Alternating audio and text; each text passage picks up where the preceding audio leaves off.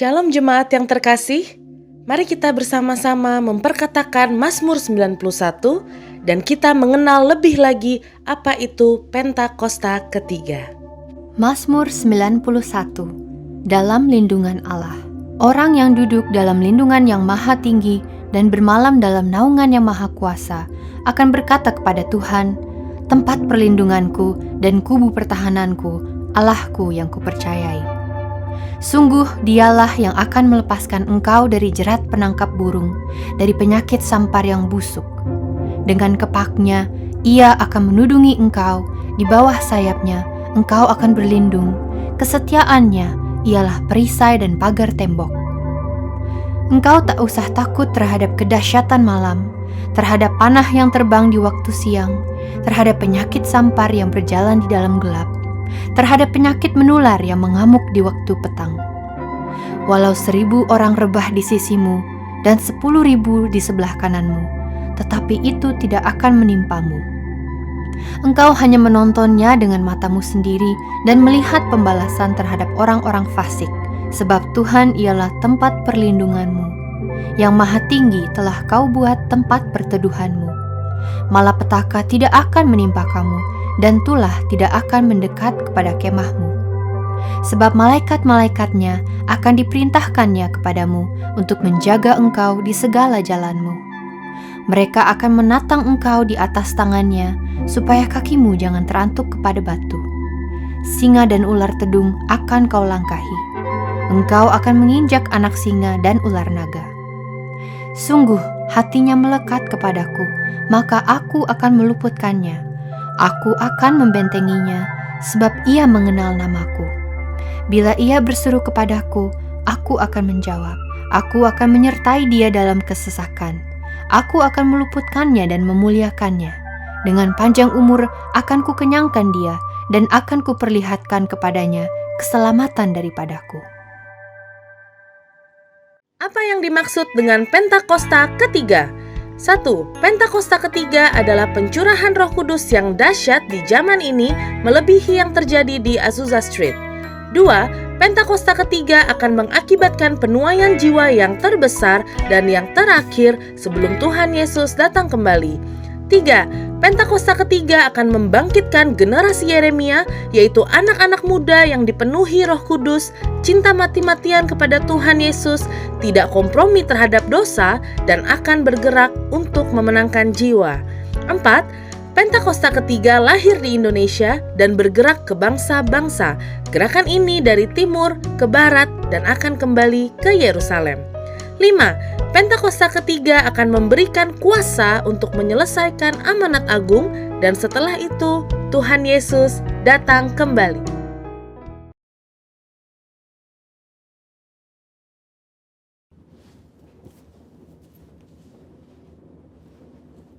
Shalom saudara, saya percaya kita dalam keadaan baik dan luar biasa. Pada Voice of Pentecost kali ini, kita akan membahas mengenai apakah orang yang sudah meninggal dapat menjumpai kita? Saudara pernah tidak mimpi didatangin orang terdekat yang sudah meninggal, lalu kita bingung, apakah orang yang mendatangi kita ini adalah betul orang terdekat kita atau bukan? Bagaimana kita dapat menjelaskan peristiwa unik namun nyata seperti ini? Mari kita lihat 3 anggapan yang berkembang di masyarakat Kristen secara luas dan apa kata Alkitab mengenai hal tersebut. Pertama, fenomena yang terjadi sama seperti halnya Tuhan Yesus menjumpai murid-murid sebelum ia terangkat ke sorga. Ada tradisi yang berkembang di masyarakat bahwa orang yang telah meninggal masih dapat menjumpai orang yang masih hidup dalam kurun waktu 40 hari setelah kematiannya. Ditambah lagi dengan mengutip ayat sekenanya di luar konteks dan menyambungkan dengan peristiwa Tuhan Yesus menjumpai murid-muridnya selama 40 hari. Yang memegang kepercayaan ini pastinya tidak sadar bahwa Yesus bukanlah orang mati yang mengunjungi murid-muridnya, melainkan ia telah bangkit dari kematian dan hidup, seperti ada tertulis di Markus 9 ayat 9-10. Jadi, anggapan bahwa orang meninggal dapat menjumpai kita sebagaimana Tuhan Yesus adalah sebuah pemahaman yang keliru dan tidak sesuai dengan kebenaran Alkitab. Kedua, fenomena yang terjadi sama seperti saat Musa dan Elia menjumpai Tuhan Yesus di Bukit Transfigurasi. Sebagian orang mungkin beranggapan bahwa peristiwa ini dapat menjadi sebuah pijakan untuk menyatakan bahwa orang yang telah meninggal, yaitu Musa, menjumpai Tuhan Yesus dan bercakap-cakap dengan Yesus. Dalam konteks ini pun tidak tepat. Jika dijadikan landasan kepercayaan, orang yang sudah meninggal masih dapat menjumpai manusia yang hidup. Sebab pada waktu itu Tuhan Yesus berubah rupa, atau dalam bahasa Yunani disebut sebagai metamorfo. Sehingga baik Tuhan Yesus, Musa maupun Elia bersama-sama berada dalam dimensi yang berbeda dengan manusia pada umumnya. Dalam hal ini adalah Petrus, Yakobus, dan Yohanes yang menyertai Yesus pada saat itu. Ketiga, fenomena yang terjadi sama seperti ketika Saul berjumpa dengan Roh Samuel. Terdapat dua penafsiran yang berkembang terkait dengan fenomena ini. Ada penafsiran yang mengatakan roh yang muncul itu bukanlah Roh Samuel. Dan penafsiran lainnya mengatakan itu benar Roh Samuel, tetapi atas izin Tuhan untuk memberikan pelajaran dan peringatan kepada Saul. Nah, terlepas apakah kita berada dalam golongan yang meyakini itu adalah Roh Samuel ataupun bukan, Alkitab jelas menyatakan bahwa pemanggilan arwah, bertanya pada arwah yang dilakukan oleh Saul adalah pelanggaran terhadap firman Tuhan dan merupakan dosa. Karena itulah Saul mati. Tuhan Yesus seringkali menggunakan perumpamaan dalam mengajar agar lebih mudah dipahami. Dalam Lukas 16 ayat 19-30, Tuhan Yesus menyampaikan perumpamaan tentang orang kaya dan Lazarus. Dari sini kita dapat mempelajari bahwa ada jurang pemisah dalam dunia orang mati yang memisahkan dua kompartemen yang berbeda, yakni Hades dan Firdaus.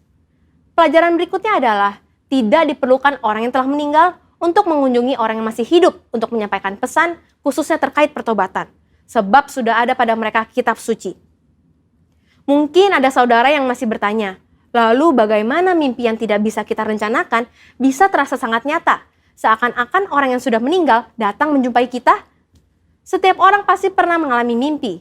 Terkait dengan mimpi, Leland Ryken, seorang profesor emeritus bahasa Inggris yang juga adalah penata gaya sastra dari Alkitab English Standard Version, dalam Dictionary of Biblical Imagery menjelaskan, arti dreams and visions adalah mimpi akan muncul sesuai dengan kondisi yang sedang dialami manusia pada hari itu. Seperti yang dicontohkan dalam kitab Yesaya 29 ayat 8. Saat seorang yang lapar bermimpi ia sedang makan, tetapi ketika bangun ia masih tetap lapar. Atau bisa juga saat merindukan seseorang hari itu, ia bisa bermimpi bertemu dengan orang tersebut. Dalam Alkitab kita mendapati begitu banyak ayat yang menyatakan bahwa Tuhan menjumpai orang melalui mimpi. Tuhan memberikan pesan peringatan agar jangan sampai berbuat dosa. Tuhan memberikan pesan atau berbicara kepada orang tersebut. Tuhan mengabulkan permintaan dan sebagainya. Namun, Alkitab tidak pernah menuliskan tentang orang yang sudah meninggal menjumpai orang yang masih hidup melalui mimpi. Jadi, sebenarnya siapakah yang dijumpai dalam mimpi orang-orang? Apakah itu setan atau roh jahat? Tentu tidak juga demikian. Dalam kedaulatan dan kasih-Nya, Tuhan bisa saja memberikan mimpi kepada kita, di mana dalam mimpi itu kita melihat orang yang telah meninggal dan penglihatan itu begitu sangat nyata untuk memberikan pesan penghiburan dan kekuatan kepada mereka yang masih hidup yang telah ditinggalkan oleh orang yang mereka kasihi. Namun, perlu dicatat bahwa tidak semua mimpi bertemu dengan orang yang telah meninggal adalah hal yang baik dan datang dari Tuhan. Sama halnya juga, bukan semuanya yang buruk dan datang dari iblis. Seperti dalam 1 Tesalonika 5 ayat 21, ujilah segala sesuatu dan peganglah yang baik. Maka dari itu, kita sebagai orang percaya tetap harus memiliki kepekaan dan ketajaman rohani dalam mengujinya. Saudara, untuk penjelasan lebih lengkap dari tim teologi kami, silakan cek link yang ada di atas atau scan QR Code yang tersedia. Salam integritas, Tuhan Yesus memberkati.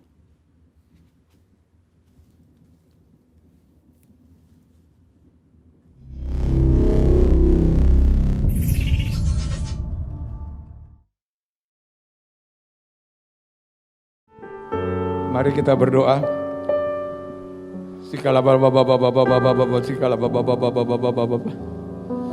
Tuhan, kami mengucap syukur Tuhan untuk ibadah hari ini Bapa.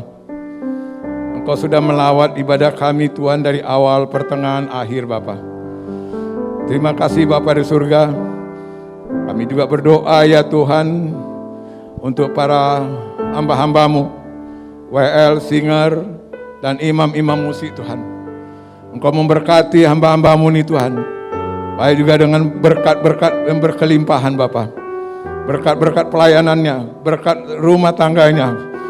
Terima kasih Bapa surga.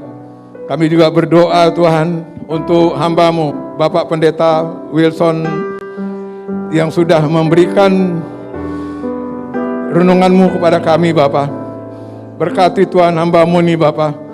Biarlah Tuhan kami menjadi saksi-saksi di dunia Bapa. menjadi saksi-saksi akan mujizat-mujizat Tuhan, menjadi saksi-saksi akan kebesaran Tuhan, menjadi saksi-saksi akan berkat-berkat yang Tuhan sudah curahkan buat kami. Berkati keluarga hamba-Mu ini Tuhan, berkati pelayanan hamba-Mu ini Tuhan di mana saja berada Bapa, dan berkati Tuhan kesehatannya Bapa. Terima kasih Bapa di surga, terima kasih Bapa. Kami juga berdoa Tuhan untuk gembala kami Bapa di tempat ini, Bapak Pendeta Roditus Mangun Saputro, dan juga berserta dengan Ibu Rosi Yanti. Berkati hamba-Mu ini Tuhan, berkati kesehatannya Bapak, berkati pelayanannya Bapak, berkati keluarga-keluarga hamba-Mu ini Tuhan, baik juga anak dan cucu mereka Bapak. Engkau berkati Bapak di surga. Kami juga berdoa Tuhan untuk Bapak Wakil Gembala kami, Bapak Anton, berserta dengan keluarga Tuhan. Berkati Tuhan hamba-Mu ini Tuhan, berikan visi misi-Mu kepada hamba-Mu ini Bapak. Terima kasih Bapak di surga, terima kasih Bapak. Kami berdoa Tuhan untuk gembala sidang kami Bapak, Bapak Pendeta Insinyur Niko Nyoto Raharjo, berserta dengan keempat wakilnya Bapak. Engkau berkati hamba-hamba-Mu ini Tuhan, tambah-tambahkan visi-visi dan misi-Mu Tuhan. Berkati pelayanannya Bapak, dan berkati juga keluarga dan seluruh anak dan cucu hamba-hamba-Mu ini Bapak. Terima kasih Bapak. Kami juga berdoa ya Tuhan untuk gembala ke rayon 1A kami Bapak, dengan kedua wakilnya Tuhan. Engkau berkati Bapak James Bapak, berserta dengan kedua wakilnya Bapak. Berkati pelayanannya Bapak, berkati rumah tangga mereka, berkati anak-anak mereka Tuhan Yesus. Demikian juga Tuhan, kami berdoa Tuhan untuk bangsa dan negara kami ini Bapak. Lawat bangsa dan negara kami ini Tuhan, supaya Tuhan bangsa dan negara kami ini aman di dalam perlindungan Tuhan. Kami berdoa untuk presiden kami dan wakil presiden kami, para menteri dan para DPR, MPR, dan seluruh jajaran aparatur negara kami, dari mulai kepolisian, TNI dan juga aparat-aparat sampai kepada aparat yang terendah Bapak. Kami memohon kepada Tuhan, lawat para pemimpin kami ini Bapak, supaya para pemimpin kami ini Tuhan boleh menjadi takut akan Engkau dan senantiasa takut akan Engkau Bapak. Mereka boleh menjalankan roda kepemimpinan yang sungguh-sungguh Bapak di surga. Kami juga berdoa ya Tuhan untuk kota Jakarta. Kiranya kota Jakarta aman dalam perlindungan Tuhan. Pandemi COVID Tuhan kami singkirkan di dalam nama Tuhan Yesus. Dan juga para Bapak Gubernur kami, Wakil Gubernur kami, Engkau lawat mereka Bapak. Biarlah Tuhan Gubernur kami dan Wakil Gubernur kami berserta dengan jajarannya Tuhan, supaya mereka melaksanakan tugas pemerintahan Bapak boleh takut akan Tuhan. Kami berdoa Tuhan untuk lawatan Tuhan dengan penuaian jiwa di era Pentakosta ketiga ini Bapak. Kiranya Tuhan umat-umat-Mu Tuhan yang ada di dunia ini Tuhan, banyak yang bertobat Bapak di penuaian era Pentakosta ketiga ini Tuhan. Kami berdoa Tuhan untuk melepaskan berkat untuk bangsa dan negara kami ini Bapak.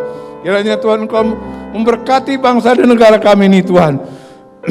Kami juga berdoa ya Tuhan untuk para pendoa syafaat, para multimedia. Engkau memberkati Tuhan hamba-hamba-Mu ini Bapak. Lawat mereka Tuhan, berikan mereka kesehatan Bapak. Terima kasih Bapak, ampuni dosa kami Tuhan. Ini doa kami Bapak, di dalam nama Tuhan Yesus kami sudah berdoa dan mengucap syukur. Haleluya, amin. Shalom saudara-saudara, mari kita menyiapkan hati kita untuk beribadah pada pagi hari ini. Mari kita menyanyikan lagu ini bersama-sama dengan sepenuh hati. Tuhan dan kemuliaan-Mu, Imam besar maha agung, Kaulah pemilik hidupku, Yesus Kristus Tuhan.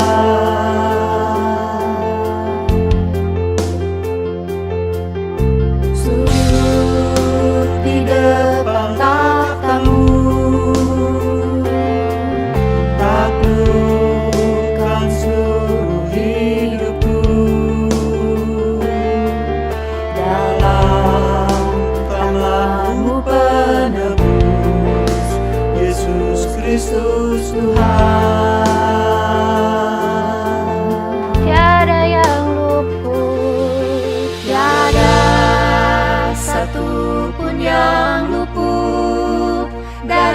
karya kasih-Mu yang mulia. Bagi-Mu segala pujian, hormat, kemuliaan.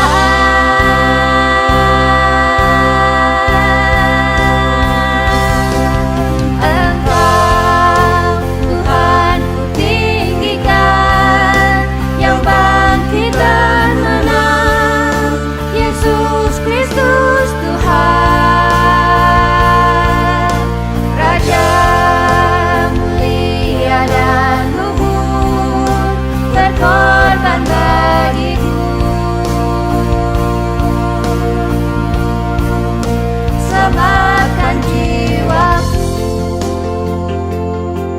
Amin. Mari kita sujud ke depan tahtanya. Sujud di depan tahta-Mu, taklukkan seluruh hidupku. Dalam tangan-Mu penebus, Yesus Kristus Tuhan.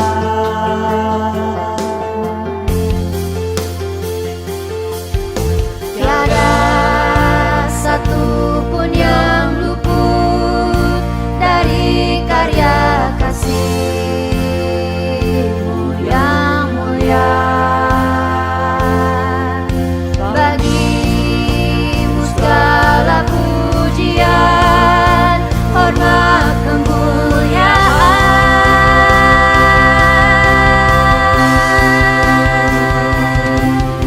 Engkau Tuhan ku tinggikan, yang bangkit dan menang, Yesus Kristus Tuhan,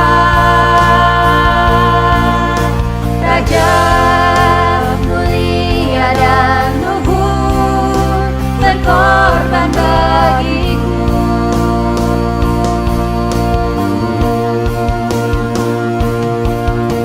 Maka jiwaku memuja, menyembah Sang Raja, Yesus Kristus Tuhan. Kekal sempurna kuasa-Mu, agunglah karya-Mu. Yesus Kristus Tuhan. Mari kita menyembah Tuhan Yesus. Karya-Mu, Yesus Kristus. Bersyukur Bapa. Karya-Mu, Yesus Kristus. Terima kasih Tuhan, terima kasih Bapa.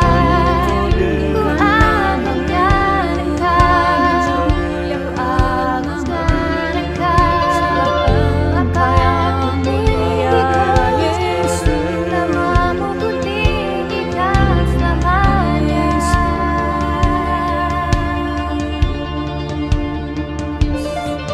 Tiada satu pun yang luput dari karya kasih-Mu yang mulia. Bagi-Mu segala pujian, hormat, kemuliaan.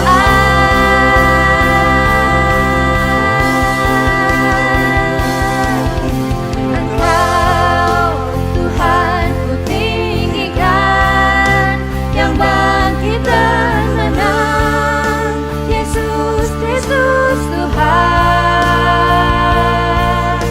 Raja mulia dan luhur, berkorban bagiku.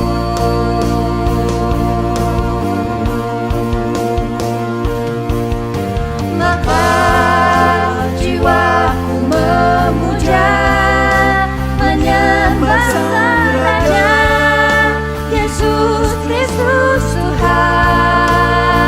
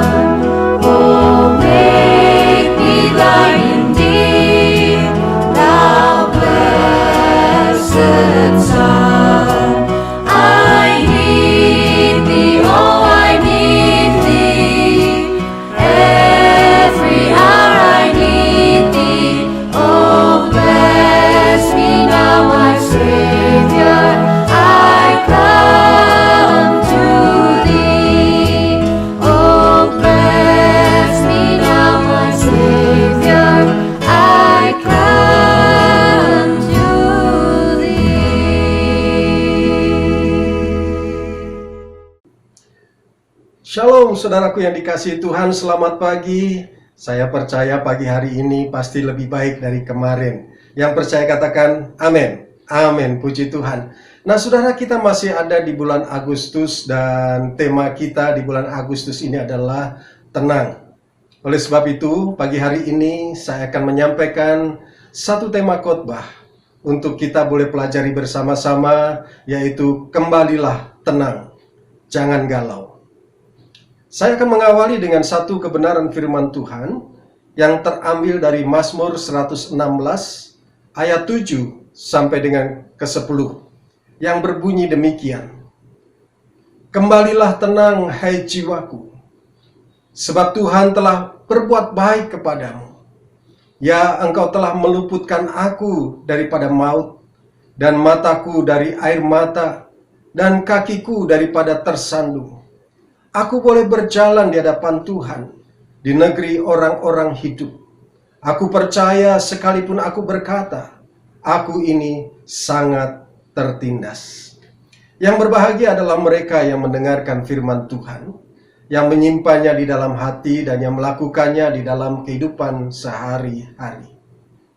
Saudaraku yang terkasih di dalam Tuhan, Mazmur 116 ini perikopnya adalah terluput dari belenggu maut.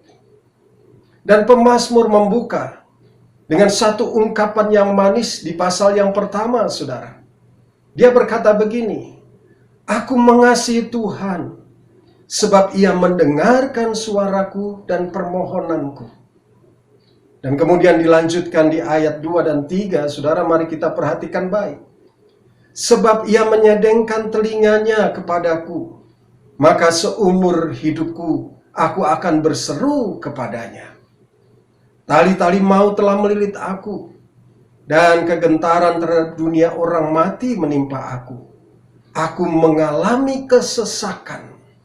Artinya, pemazmur mengalami kesesakan, dia tidak mengalami satu ketenangan di dalam kehidupannya. Aku mengalami kesesakan dan kedukaan. Saudara yang terkasih di dalam Tuhan, ini adalah ungkapan rasa syukur dari pemazmur karena terhindar dari malapetaka yang besar yang menghimpit kehidupannya sehingga kehidupannya merasa tidak tenang. Ada kesesakan di dalam kehidupannya dan juga terhindar dari kematian. Nah saudaraku, itulah sebabnya dia mengucap syukur karena ketenangan itu dia dapatkan kembali dari Tuhan. Nah saudara, satu kali saya membaca satu renungan yang dikirimkan melalui WA grup gereja kami, saudara. Ya, ada sesuatu kalimat yang saya renungkan dan ini menjadi kata yang baik, kalimat yang baik. Saudara berkata begini, tahukah Anda, air sekeruh apapun jika tenang bisa mengendapkan kotoran, sehingga yang jernih muncul ke permukaan. Saya merenungkan perkataan ini, saudara. Ya, dikatakan, tahukah Anda sekeruh apapun jika tenang bisa mengendapkan kotoran sehingga yang jernih muncul ke permukaan. Artinya apa? Kalau kita dalam kondisi yang tenang, masalah apapun, saudaraku, yang bergejolak yang kita hadapi, yang memberikan kita tekanan-tekanan di dalam kehidupan, saudara, maka itu tekanan-tekanan itu kemudian akan mengendap dan akan memunculkan ketenangan kembali ke permukaan kehidupan kita, sehingga kita boleh menjalani kehidupan kita dengan rasa syukur. Saya tahu, saudaraku, dalam menjalani kehidupan di dunia ini ada saja kejadian-kejadian yang seringkali menghilangkan rasa damai sejahtera kita, sehingga hati kita menjadi kacau balau. Hati kita menjadi tidak tenang. Hati kita menjadi gelisah. Kalau di dalam istilah sekarang, saudara, yang sedang ngetren adalah istilah galau. Ya, artinya tidak tenang, gelisah. Nah, saudara, bahkan kata-kata yang atau perlakuan yang tidak kita harapkan kita terima itu sudah membuat orang yang menjadi gelisah. Kita ingin orang berbuat baik kepada kita, tapi nyatanya kemudian dibalas dengan perbuatan-perbuatan yang menyakitkan hati kita. Dan itu membuat kita menjadi tidak tenang. ya saudara. Atau mungkin saudara, bos di kantor yang bisanya marah-marah, ya, mencari perkara-perkara yang kecil, kesalahan-kesalahan yang kecil, saudara. Ada kesalahan kecil kemudian menjadi meledak, marah-marah, apalagi kesalahan yang besar, ya. Dan itu membuat kita menjadi tidak tenang di dalam bekerja. Anak-anak yang sudah susah payah dipelihara oleh orang tua dan kemudian susah diatur, suka melawan orang tua, dan ini tentu juga akan membuat orang tua tidak tenang, menjadi gelisah. Atau hal yang sepele, saudaraku, barang-barang yang kita sayangi tiba-tiba rusak atau hilang, ya. Lalu kita sudah tanya ke sana kemari, tidak ada yang tahu. Dan itu membuat hati kita menjadi galau, hati kita menjadi sesuatu yang rasanya pengen marah dan seterusnya. Kacau, saudara. Atau masalah keluarga, masalah usaha pekerjaan, masalah kesehatan, bahkan juga masalah-masalah di dalam pelayanan. Itu juga bisa membuat hati kita menjadi galau, saudara. Menjadi tidak tenang. Walaupun itu perkara di dalam pelayanan. Saudaraku, sebetulnya kedamaian itulah yang harus tetap kita miliki. Rasa tenang itu tetap harus kita jaga. Jangan sampai dirusak oleh kejadian-kejadian yang tidak menyenangkan. Kenapa? Kalau hidup kita tidak tenang, rasanya hidup ini menjadi tidak enak, saudara. Hidup di dalam ketidaknyamanan, rasanya tersiksa. Tapi anehnya, saudara, kebanyakan orang lebih memilih untuk kehilangan kedamaian dan terus hidup di dalam kegalauan.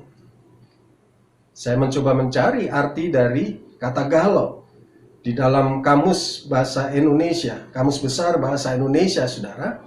Galau itu adalah pikiran yang kacau tidak keruan, yang membuat hati menjadi gelisah, sehingga tingkah lakunya, saudara, membuat orang lain tidak senang, ya. Ini artinya galau, saudara. Tapi kita mau rubah kata galau, kacau, pikiran yang kacau, yang tidak menyenangkan itu menjadi galau. G-A-L-A-U. God always listening and understanding. Tuhan selalu mendengar dan mengerti. Nah, saudara, satu kali saya membaca buku dari Rick Warren, saudara. Buku itu mengungkapkan satu data statistik bahwa orang-orang di Amerika itu mengkonsumsi aspirin dan obat penenang begitu banyak sekali, saudara. Penjualan obat penenang sangat tinggi. Bahkan dikatakan di dalam buku Rick Warren itu, saudara, buku tentang ketenangan pikiran pun menjadi bestseller. Laris, laku keras untuk dibaca supaya apa? Manusia memiliki ketenangan. Tetapi nyatanya begitu banyak manusia yang sulit untuk mendapatkan ketenangan hati maupun ketenangan pikiran. Atau barangkali saudara berkata, wah, kalau galau itu adalah orang-orang yang pasti tidak punya iman kepada Tuhan. Oh, belum tentu, saudara. Ada orang yang beriman kepada Tuhan pun juga pernah mengalami kegalauan. Di dalam Alkitab dituliskan hal itu, Elia. Siapa yang tidak kenal Elia, saudara? Nabi yang luar biasa yang pernah melakukan hal yang spektakuler bersama Allah, yaitu mengalahkan dan membunuh 450 nabi-nabi Baal. Wow, luar biasa, saudara. Ini bukan nabi-nabi Baal yang sedikit, 450 nabi Baal, sungguh luar biasa. Dan Elia mengalahkan itu. Tetapi apa yang terjadi usai kejadian itu, selesai kejadian itu, ada ancaman dari Isabel yang hendak menghabisi nyawa Elia. Dan itu yang menyebabkan Elia merasa hidupnya tidak tenang, saudara. Diliputi rasa cemas dan ketakutan yang begitu hebat. Elia mengalami kegalauan. Oleh karena keadaan yang galau yang dihadapi oleh Elia, Elia lari menyelamatkan nyawanya. Dalam kesendirian, Elia merasa takut, sehingga hati dan pikirannya tidak tenang. Bahkan Elia sempat berkata bahwa dia seperti ingin mati saja. Karena apa? Tidak ada ketenangan di dalam kehidupannya. Karena ancaman daripada Isabel.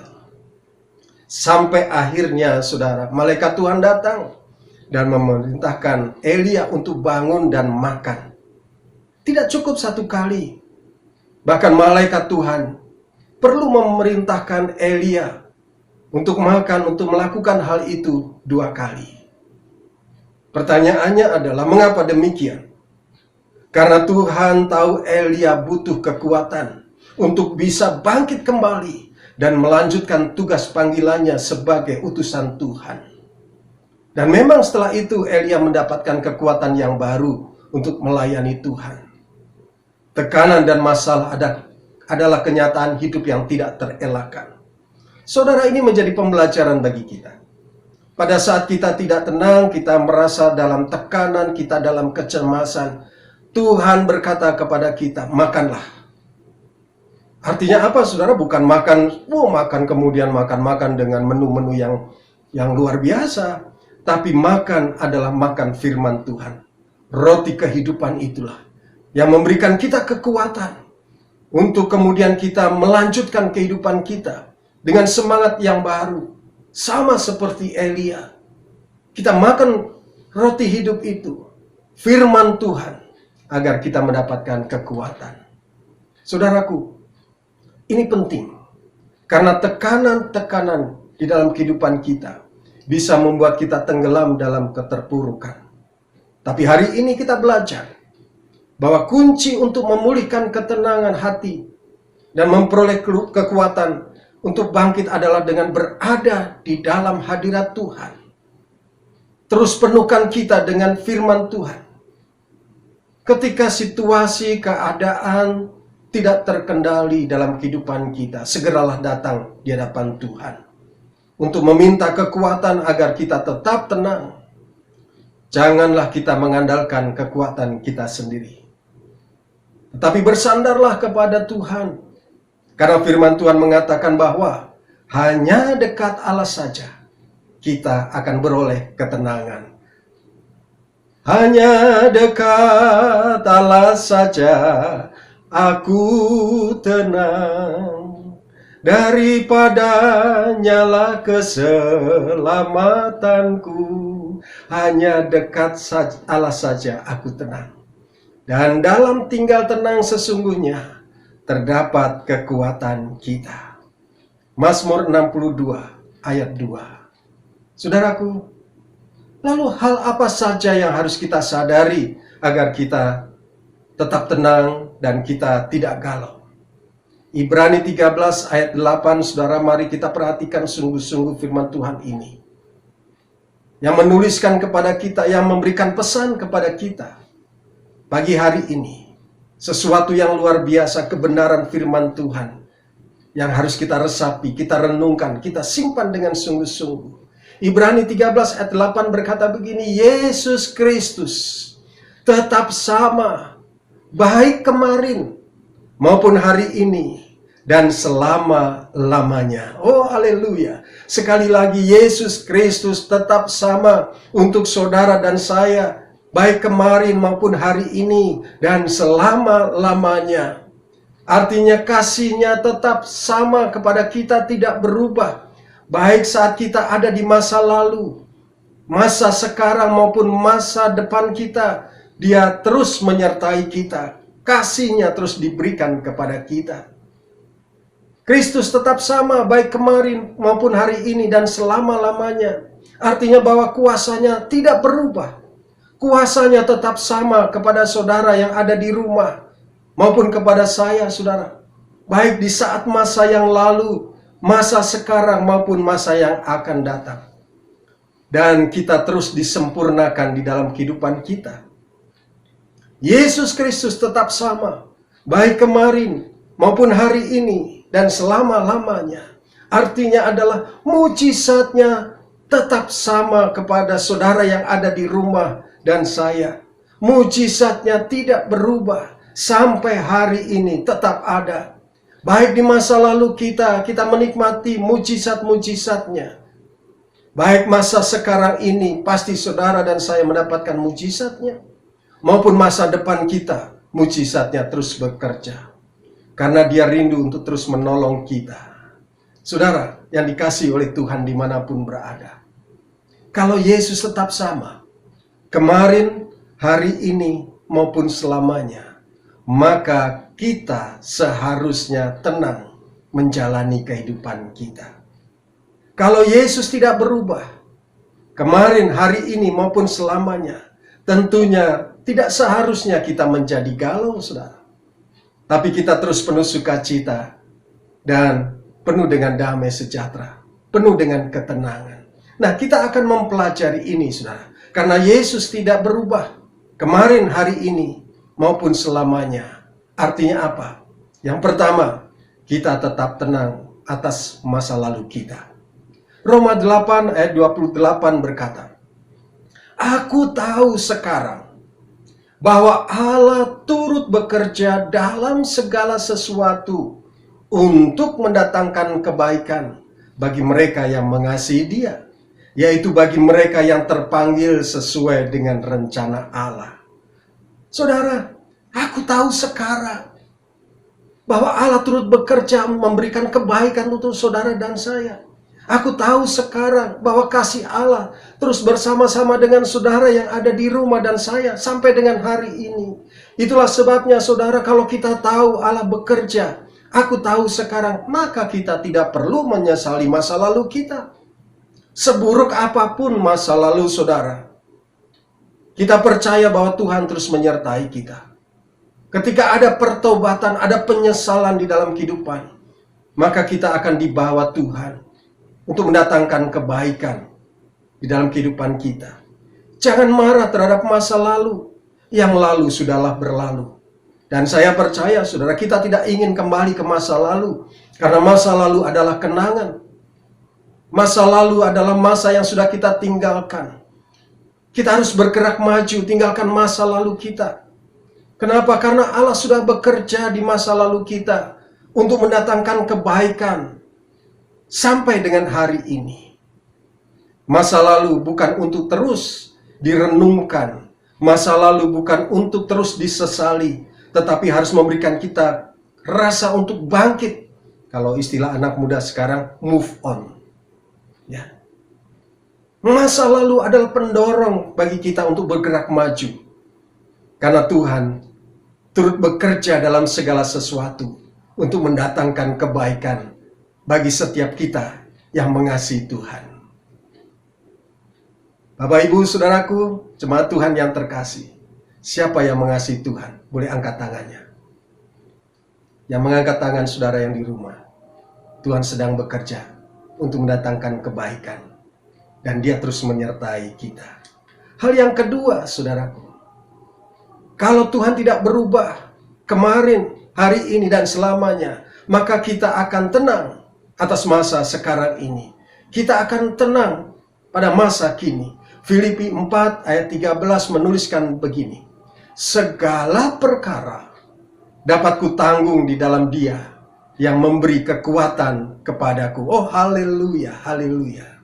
Saudara, kita mengalami ketenangan dalam kehidupan yang kita jalani saat ini. Dengan segala perkara-perkara yang ada. Karena kita tahu kita berjalan bersama-sama dengan Tuhan. Dengan kekuatan yang Tuhan berikan kepada kita. Dan Tuhan Yesus tidak pernah meninggalkan kita. Dia selalu pelihara kita. Maka dikatakan segala perkara dapat kutanggung di dalam Dia. Segala perkara. Baik itu perkara-perkara yang kecil, maupun perkara-perkara yang sedang, maupun perkara-perkara yang besar, kita sanggup menanggung segala perkara karena Dia memberikan kekuatan, yaitu Tuhan Yesus memberikan kekuatan kepada kita. Meskipun di tengah situasi yang sulit, ya, kita mengalami, saudaraku, hal-hal yang tidak menyenangkan, ya, dan mungkin saudara membuat kita menjadi tidak nyaman hari-hari ini. Tetapi mari, iman percaya kita, mata rohani kita, hanya boleh tertuju kepada Tuhan Yesus. Dan kita harus sadar bahwa Tuhan Yesus yang selalu ada dan menolong kita, Dia tidak pernah meninggalkan kita. Oleh sebab itu jangan pernah khawatir. Jangan kamu khawatir, Burung di udara Dia pelihara. Burung di udara Tuhan pelihara. Apalagi saudara, jemaat Tuhan yang terkasih dan saya. Oh haleluya, haleluya. Kita adalah permata-permatanya Tuhan. Oleh sebab itu saudara, jangan gelisah, jangan khawatir, jangan takut, tetap tenang. Karena segala perkara dapat kutanggung di dalam Dia, di dalam Tuhan Yesus yang memberi kekuatan kepadaku. Hati kita hanya melekat kepada Tuhan. Tetaplah tenang, karena kita bersama dengan Tuhan. Bukan karena mengandalkan, oh saudaraku, jabatan, bukan mengandalkan kekayaan, bukan mengandalkan kekuatan kita, koneksi kita, tidak. Tetapi kita hanya mengandalkan Tuhan. Yang percaya katakan amin. Jadi yang pertama saudara, menang atas masa lalu. Dan yang kedua adalah menang atas masa kini. Dan yang ketiga adalah tenang atas waktu yang akan datang. Amsal 23 ayat 18 menuliskan begini. Karena masa depan sungguh ada dan harapanmu tidak akan hilang. Oh haleluya, haleluya. Seringkali kita menghadapi situasi pada hari ini yang membuat kita berpikir, oh rasanya tidak punya masa depan. Saya sudah di PHK, saya tidak punya usaha, saya tidak punya pekerjaan, rasanya apa yang saya kerjakan selalu gagal, selalu gagal. Saya tidak pernah berhasil, pintu-pintu yang selama ini di depan saya selalu tertutup. Rasanya semuanya gagal. Saudara salah. Yang berkata bahwa kita gagal, saudara salah. Kita punya masa depan. Karena Tuhan menjanjikan itu kepada kita. Tuhan berjalan bersama kita, membimbing kita, menyertai kita. Karena firman-Nya berkata, karena masa depan sungguh ada. Artinya sungguh ada bukan janji saudara. Masa depan saudara, jemaat Tuhan yang terkasih dimanapun saudara berada, masa depanmu sungguh ada. Dan masa depan saya sungguh ada. Harapan kita tidak akan hilang. Jangan khawatir akan masa depan. Masa depan tidak akan hilang karena Tuhan akan menyediakan dan sudah menyediakan untuk kita. Harapan itu menjadi satu kenyataan dalam kehidupan kita. Tuhan sesungguhnya, saudara, ini harus kita sadari, sedang merancang sesuatu kehidupan yang membawa kita di dalam ketenangan, agar kita memiliki rasa yang penuh dengan sukacita, damai sejahtera. Sebagaimana halnya tertulis di dalam Yeremia 29 ayat 11 yang berbunyi begini. Sebab aku ini mengetahui rancangan-rancangan apa yang ada padaku mengenai kamu, yaitu mengenai saudara yang ada di rumah dan saya. Demikian firman Tuhan, yaitu rancangan damai sejahtera, yaitu ketenangan, sukacita, dan bukan rancangan kecelakaan, untuk memberikan kepadamu, kepada saudara yang ada di rumah dan dimanapun berada, dan kepada saya, hari depan yang penuh harapan. Oh haleluya, beri kemuliaan buat Tuhan Yesus. Haleluya, haleluya. Saudara, Tuhan mengasihi kita. Mengasihi saudara yang ada di rumah dan saudara yang dimanapun berada. Dia yang menyediakan masa depan yang penuh harapan. Dia bukan Tuhan yang membiarkan kita berjalan sendiri. Dia adalah Tuhan yang senantiasa menggandeng kita. Dia adalah Tuhan yang senantiasa memelihara kita. Karena Dia sedang punya rencana yang indah untuk kita, saudara. Termasuk hari depan kita yang penuh harapan, yaitu harapan di dalam kekekalan. Yohanes 10 ayat 28 berkata, dan aku memberikan hidup yang kekal kepada mereka, dan mereka pasti tidak akan binasa sampai selama-lamanya, dan seorang pun tidak akan merebut mereka dari tanganku. Hidup kita ada di dalam tangan Tuhan. Bukan hanya hidup di dalam dunia ini, saudara, tetapi juga hidup di dalam kekekalan bersama-sama dengan Tuhan Yesus. Ini perkataan Tuhan Yesus. Janji Tuhan bagi yang percaya akan memberikan hidup yang kekal, yang penuh ketenangan, dan penuh dengan kebahagiaan bersama dengan Tuhan. Kita harus terus mengalami ketenangan bersama dengan Tuhan. Baik di dalam kehidupan di dunia, maupun kehidupan akan datang bersama-sama dengan Tuhan.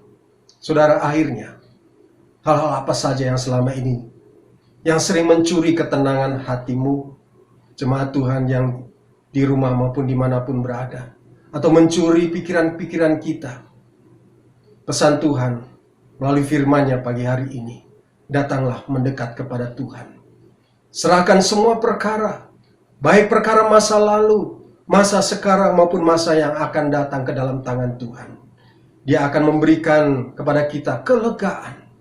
Oleh sebab itu dia berkata, marilah kepadaku yang letih lesu dan berbeban berat.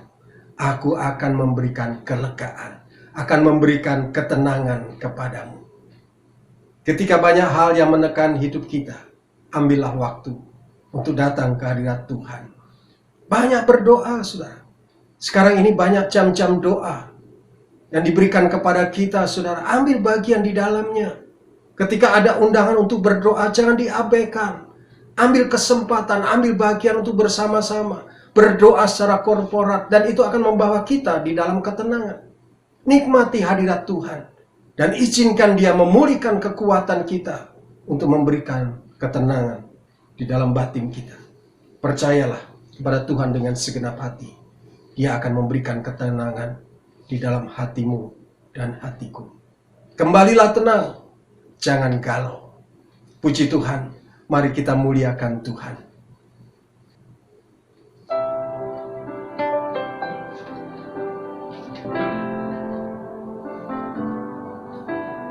Tuhan, mulialah namamu di bumi ini, namamu diagungkan di bumi.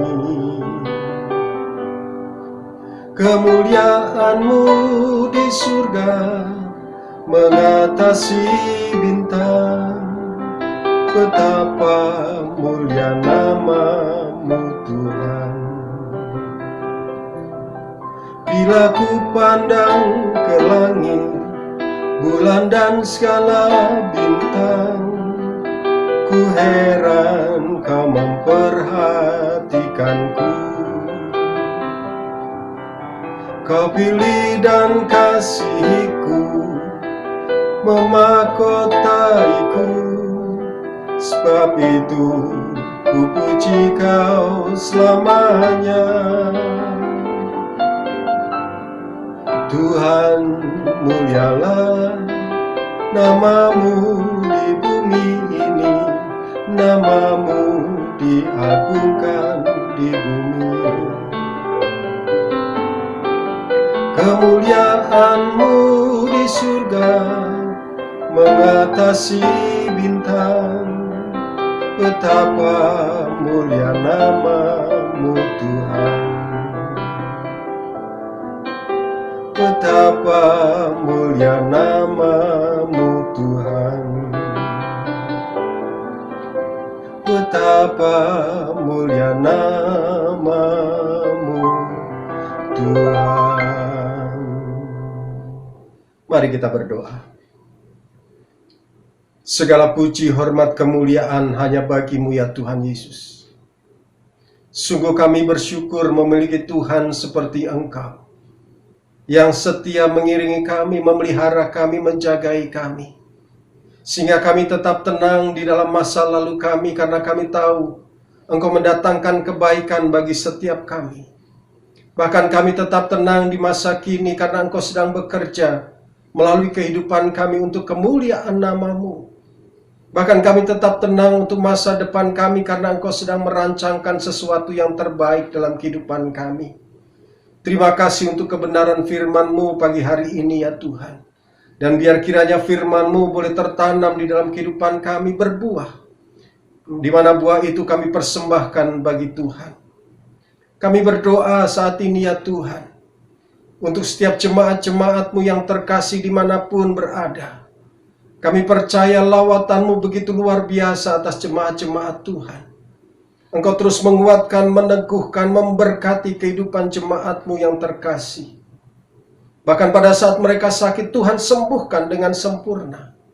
Pada saat mereka putus asa, Tuhan berikan pengharapan di dalam Tuhan. Pada saat mereka lemah, Tuhan kuatkan. Pada saat mereka berduka, Tuhan hiburkan. Kami serahkan semua jemaat-jemaat terkasih ke dalam tangan-Mu. Biar kiranya Engkau pelihara akan setiap jemaat-Mu. Penuhkan dengan sukacita, damai sejahtera, dan kekuatan di dalam kehidupan hari-hari ini. Karena kami percaya Engkau terus memberikan setiap kami, jemaat-jemaat Tuhan, dari kemenangan kepada kemenangan. Terima kasih Tuhan Yesus. Kami berdoa untuk setiap keluarga demi keluarga, Tuhan berkati dan pulihkan. Kami percaya Tuhan di dalam setiap keluarga ada kasih yang melimpah, di mana ada surga di dalamnya yang boleh dinikmati oleh setiap keluarga demi keluarga ya Tuhan. Kau berkati setiap suami, jadikan imam, nabi dan raja di dalam kehidupannya. Berkati setiap istri supaya menjadi tiang doa dan penolong yang sepadan. Berkati setiap anak-anak, menantu dan cucu ya Tuhan, agar mereka boleh terus menyelesaikan rencana-Mu yang sempurna, dan mereka boleh berdiri sekeliling meja membawa kesukaan yang besar bagi setiap keluarga. Tuhan terima kasih. Kami berdoa untuk setiap jemaat-jemaat Tuhan yang bekerja, Tuhan berkati dalam pekerjaannya. Jadikanlah berhasil di dalam nama Tuhan Yesus. Bahkan setiap usaha-usaha yang dikerjakan Tuhan berkati. Buka segala sesuatunya ya Tuhan. Bahkan bagi jemaat Tuhan yang memerlukan pekerjaan dan usaha yang baru, Tuhan bukakan segala jalan. Terima kasih Tuhan karena kami tahu kami memiliki Tuhan yang luar biasa yang mengasihi kami. Bahkan kami berdoa saat pagi hari ini bagi setiap jemaat-jemaat Tuhan dimanapun mereka berada yang akan memberikan persembahan saat pagi hari ini. Mereka akan memberikan dengan penuh sukacita, ketulusan hati. Oleh sebab itu hamba-Mu berdoa, berkati setiap tangan-tangan yang akan memberi. Dan kami percaya Tuhan Kau akan memberkati dengan berlimpah-limpah. Tidak ada satu kekurangan apapun di dalam kehidupan mereka. Tuhan terima kasih. Sebentar kami akan mengakhiri jam ibadah kami saat pagi hari ini. Dan biar kiranya kami mau serahkan roh, jiwa, tubuh kami sepenuhnya ke dalam tangan-Mu, di dalam pemeliharaan-Mu. Dan biar kiranya nama Tuhan yang terus dipermuliakan melalui kehidupan kami. Akhirnya Tuhan, kami membuka hati kami untuk kami boleh menerima berkat daripada Tuhan. Kekasih-kekasih Tuhan, mari kita angkat tangan kita yang kudus. Tengadahkan wajah kita menikmati kasih-Nya. Dan sebelum menerima berkat Tuhan, dengarkanlah janji firman-Nya. Diberkatilah setiap orang yang hatinya melekat dan tertuju kepada Tuhan. Diberkatilah keluar masuk rumahnya. Diberkatilah lumbung-lumbungnya penuh berkelimpahan. Diberkatilah buah kandungannya. Dan apa saja yang dilakukannya menjadi berhasil. Karena Tuhan Yesus menyertai. Kekasih-kekasih Tuhan, terimalah berkat yang berlimpah-limpah dari Allah Bapa di sorga. Kasih setia dari anaknya yang tunggal Tuhan kita Yesus Kristus. Kekuatan dan penghiburan dari Allah Roh Kudus menyertai kita mulai saat ini sampai Maranatha. Tuhan Yesus datang menjemput kita di awan-awan yang permai, bahkan kekal selama-lamanya. Di dalam nama Tuhan Yesus Kristus, haleluya, limpahkan berkat rahmat-Mu.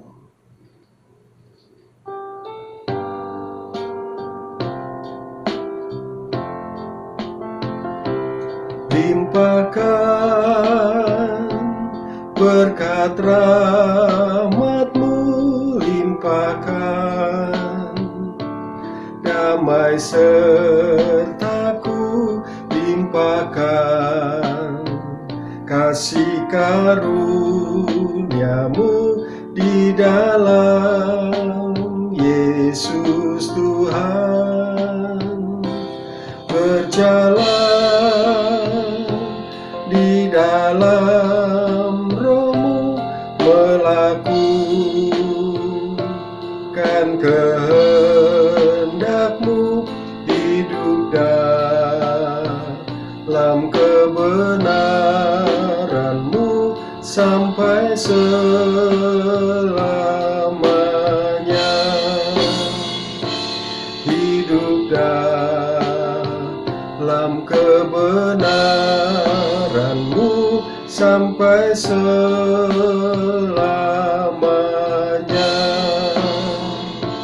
Hidup dalam kebenaran-Mu sampai selamanya.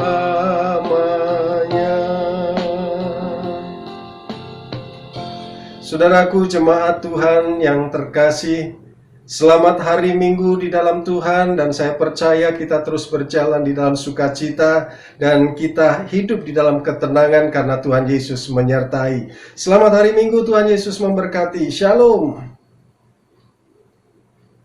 Dalam Yesusku sempurna karyamu, memberitakan kebaikanmu, kabarkan Injilmu, serukan namamu Yesus.